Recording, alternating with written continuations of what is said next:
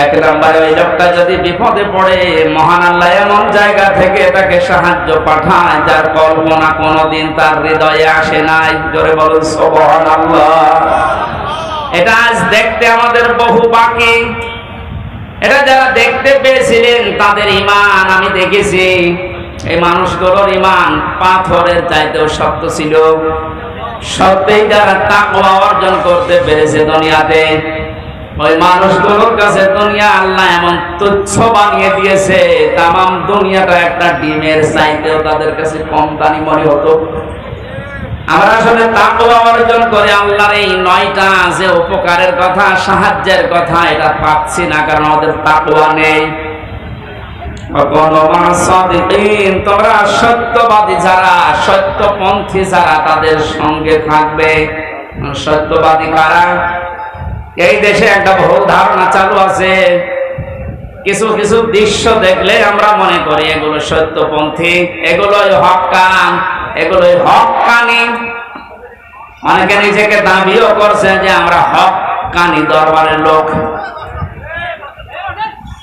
কোরআনে কারিমে সূরা তাওবার 119 নম্বর আয়াতের শেষের অংশের ব্যাখ্যা আল্লাহ দুনিয়ায় কারো কাছে ছেড়ে দেয়নি যে 2 বেলা জিকির করলে সেই লোকটা সত্যবাদী, 5 ওয়াক্ত নামাজ পড়লে সেই লোকটা সত্যবাদী, বছরে একবার হজ করে আসলে সেই লোকটা সত্যবাদী না। আল্লাহ পাক বলেন সত্যবাদী হওয়ার জন্য 10টা গুণ দুনিয়াতে তোর ভেতরে থাকা লাগবে। কয়টা? আরো জোরে বলেন।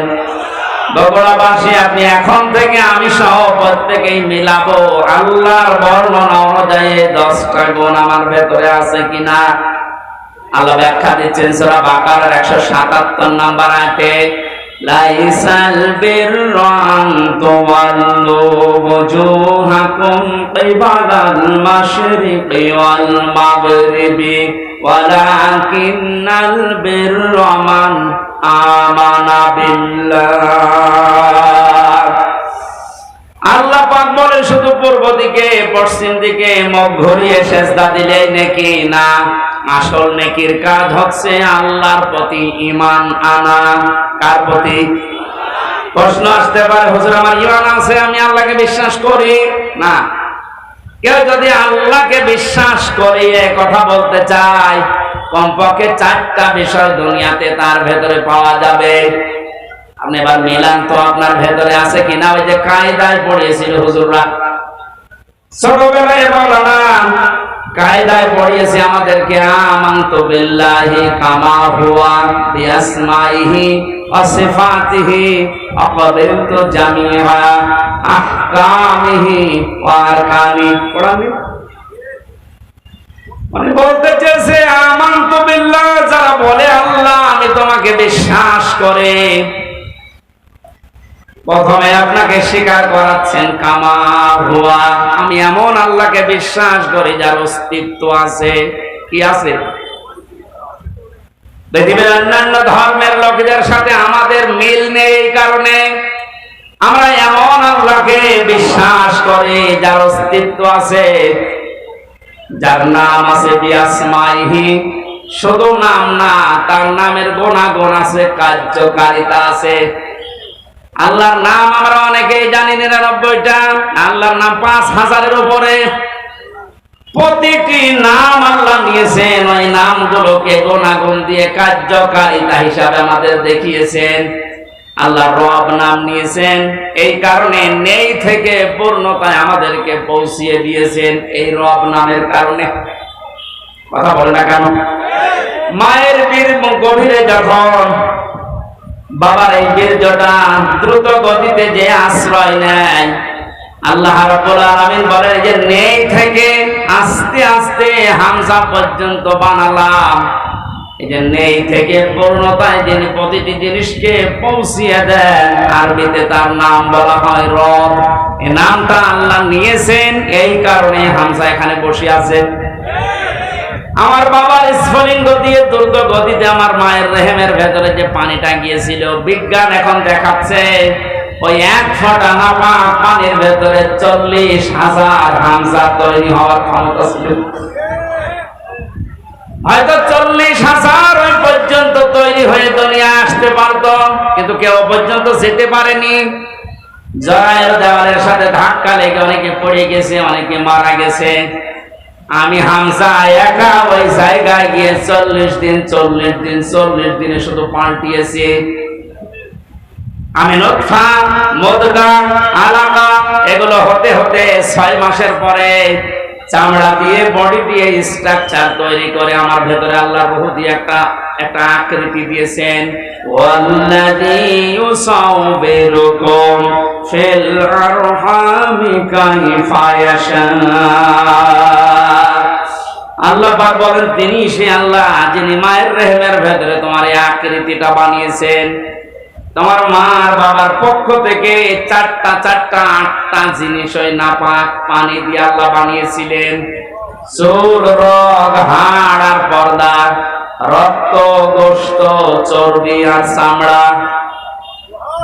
আল্লাহ পাক বলেন, আমার নাম যে রব, এই কারণে আমি আল্লাহ নিজে 5টা জিনিস তোকে দিয়েছি হামজা। ওয়াজআলা লাকুমুস সামাআ ওয়াল আবসার ওয়াল আফইদা ইলা আখির আয়াত। এটা সূরা নাহলের 78 নম্বর আয়াতের মাঝের অংশে আছে। আল্লাহ পাক বলেন, শ্রবণ শক্তি, দর্শন শক্তি, বাক শক্তি, আকেল শক্তি আর ঘ্রাণ শক্তি, এই 5টা জিনিস আমি আল্লাহ আমার রব নামের কারণে তোকে দিয়েছি। 8, 5, 13টা জিনিস যখন এক হয়, ছেলে হবে না মেয়ে হবে, আকারটা আমি আল্লাহর সিদ্ধান্ত অনুযায়ী তৈরি হয়।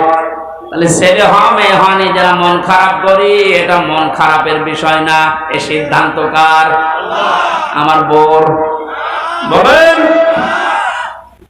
ছেলে হলে মেয়ে হলে যারা মন খারাপ করে স্ত্রীর উপরে, প্রকারান্তে তারা যেন আল্লাহর সিদ্ধান্তের উপরে নারাজ। আমি সহ যারা জাহিলিয়াতে আছি, আল্লাহ তাদেরকে যেন মুক্তি করেন। বলেন আমিন। ছেলে হোক মেয়ে হোক, কারো দোষ আছে? স্বামীর দোষ আছে? আল্লাহ রাব্বুল আলামিন বলেন, 8, 5, 13টা জিনিস যখন এক হয়ে যায়, 6 মাস পার হয়ে যাওয়ার পরে কি আমি দুনিয়াতে আস্তে করে বের করার সিদ্ধান্ত নেই। আল্লাহু আখরাজাকুম মিন বুতুনি উম্মাহাতিকুম লা তা'লামুনা শাইআন। মায়ের পেট থেকে আস্তে করে দুনিয়ার ময়দানে আমি আল্লাহ তোকে নিয়ে আসলাম।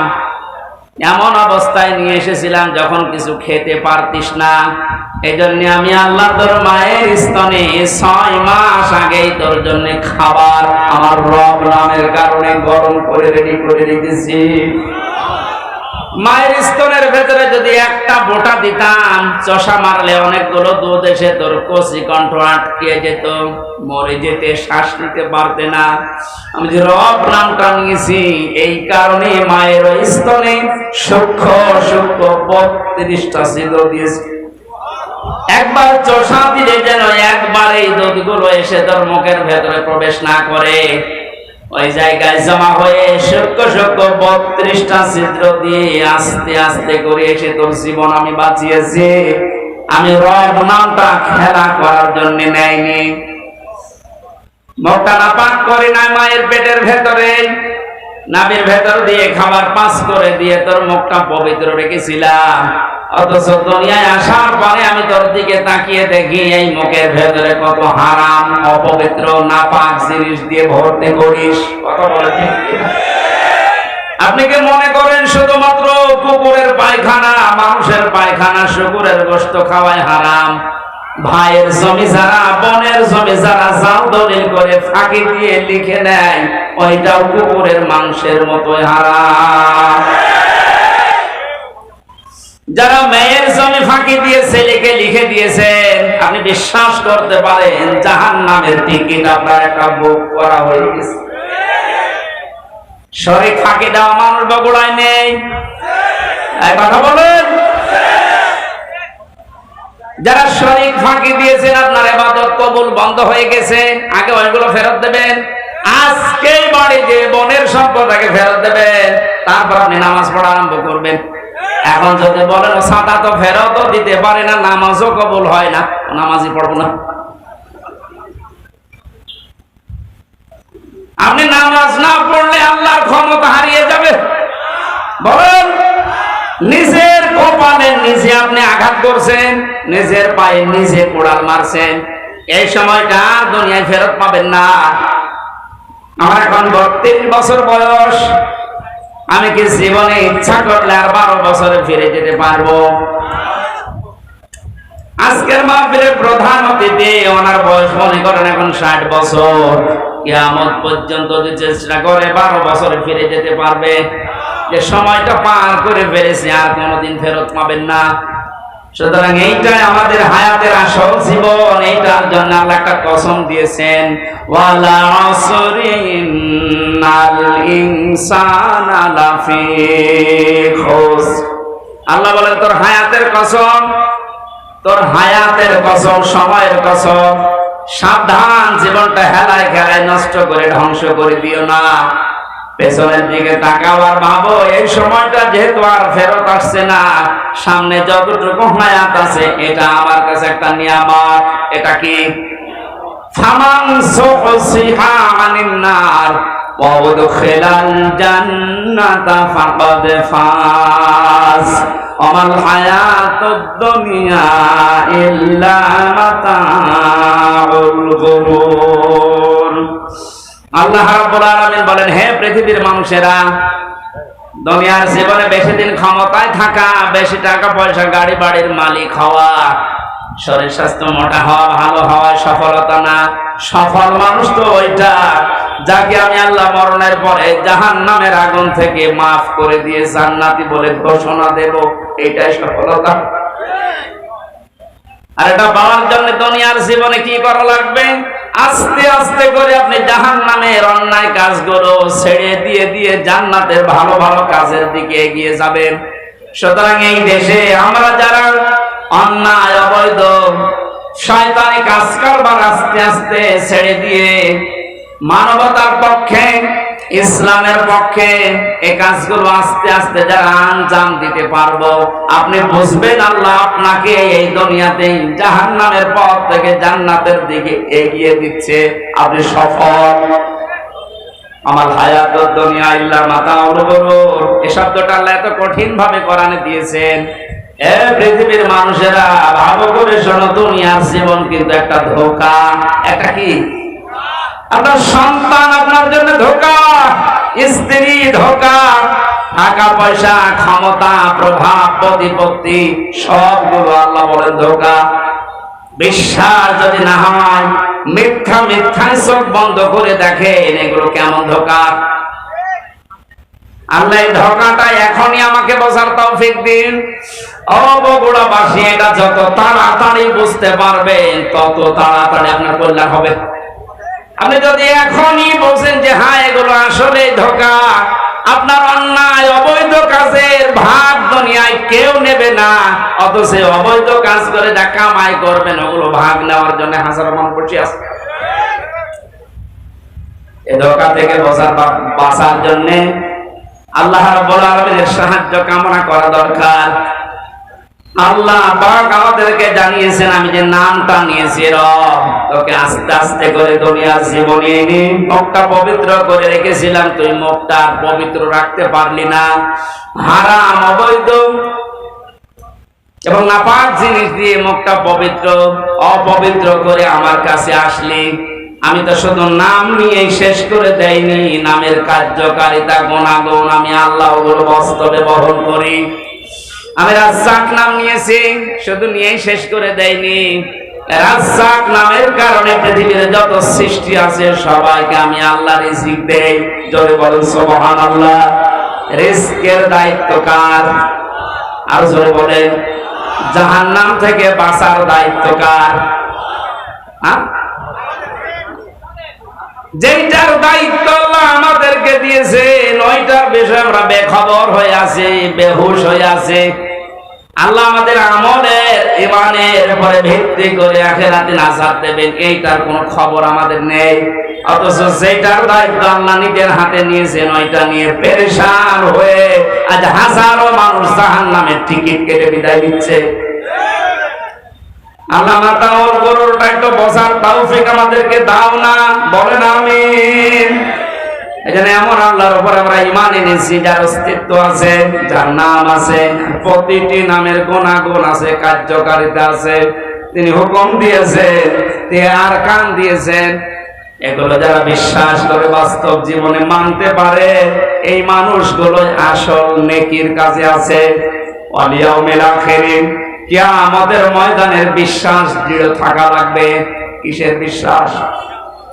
জন্মের পর থেকে আমার মনে হয় আমরা এই শব্দের সাথে পরিচিত যে কিয়ামত হবে, কিয়ামতে জবাব দেওয়া লাগবে। এটা যে নেকির কাজ, এটা যারা বিশ্বাস করেছিল তাদের জীবনের দিকে আপনি তাকান।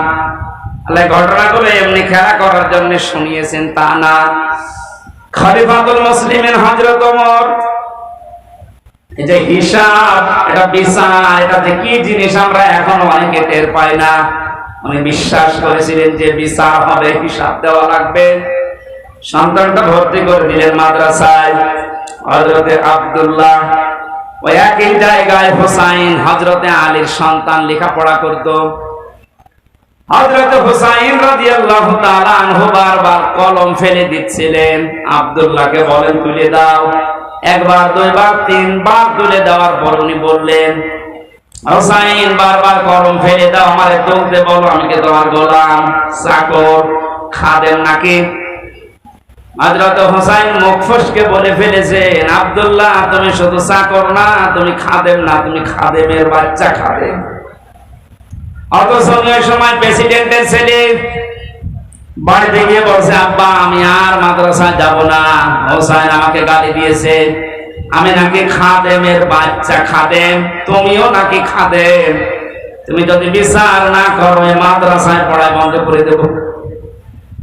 খলিফাতুল মুসলিমিন হযরত ওমর বললেন, সন্তান এখন না, বিচার জমার দিন নামাজের সময় করব। খতবা দিচ্ছিলেন, ডাক দিয়ে বললেন, হুসাইন এখানে আসো। বলে, হ্যাঁ সামনে আসো। তুমি আমার সন্তানটাকে গালি দিয়েছো? বলে, হ্যাঁ দিয়েছি। কেন দিলে? ইমাম হুসাইন ডাক দিলেন, খলিফা বুকে হাত দিয়ে বলেন তো, আপনি কি আমার নানার খাদেম ছিলেন না? আমি তো দেখেছি আপনি আমার নানার খেদমত করছেন। খাদেমের ছেলেকে খাদেমের বাচ্চা বলেছি, অসুবিধা কি? হযরত ওমর কেঁদে ফেললেন। ডাক দিয়ে বলে, হুসাইন আমি তো এভাবে কোনোদিন ভাবি নাই, মেয়ে শব্দটা লিখে দিতে পারবে?